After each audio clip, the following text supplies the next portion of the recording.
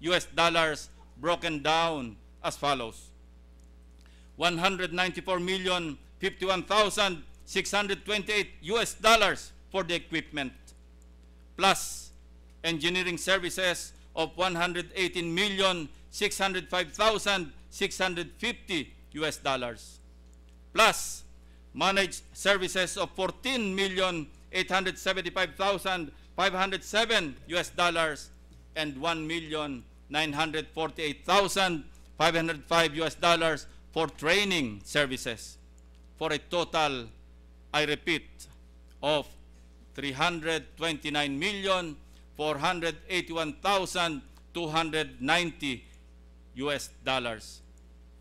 The NBN ZTE deal is to be financed by the Export-Import Bank of China and paid by the Republic through its Shenzhen branch.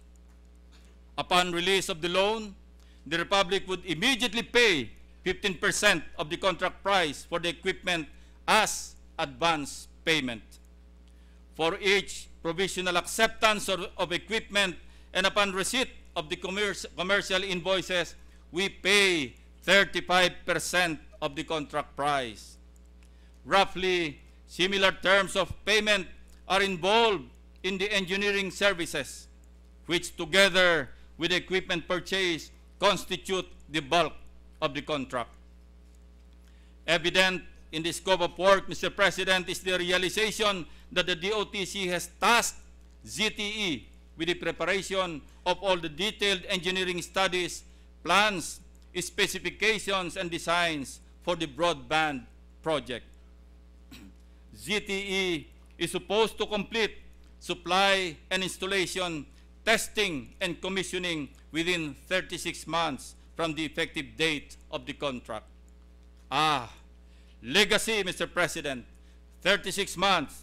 That would be after 2010, when a new government shall have presumably taken over.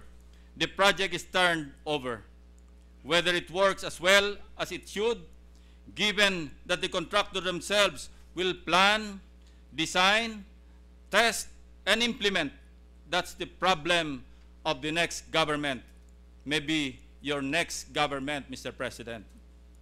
That's the problem of the generation that will pay for the huge loans contracted for the project. After all, the commissioners shall have received their commissions well in advance and would be laughing all the way to some foreign banks. As usual, Mr. President, there could be change orders, which of course will mean a change in costs. After all, the whole project has yet to be designed by the contractor, and the technology involved could change as quickly as each equipment is delivered and each service is rendered. For all intents and purposes, Mr. President, the signatory to this contract has declared that he has the full power and authority to obligate the Republic. The presence of no less than the President of the Republic lends more than just symbolic imprimatur to it. The effectivity of the contract shall be subject to the fulfillment of certain conditions, President, namely, 1, the issuance of a forward obligational authority or FOA by the Department of Budget and Management. 2, conclusion of the loan agreement between Exim Bank and our Department of Finance. Secretary Teves tells us that this requires concurrence on our part of the Monetary Board. Legal opinion of the Department of Justice. This has been done, Mr. President, by a DOJ that certified on a stolen and therefore unpresented and unread contract. In fact, the DOJ admitted on 26 July 2007 that it was never given a copy of the contract or relevant agreements, and its review was made on the basis of the DOTC's and CICT's representations. The broadband backbone, as well as the cyber education project on top of a so-called French protocol and a pregnant contract of the DOST, among several others in varying stages of completion or in the pipeline, constitute a long list of IT projects entered into by this government. Altogether, their combined value will reach more than 8 trillion pesos. They constitute a major part of what the present administration proudly claims will be its legacy to the nation. A legacy too costly, not because they are intrinsically good or necessary or can pass the tests of cost-benefit or public service effectiveness, but because what is under the table is larger than the table itself.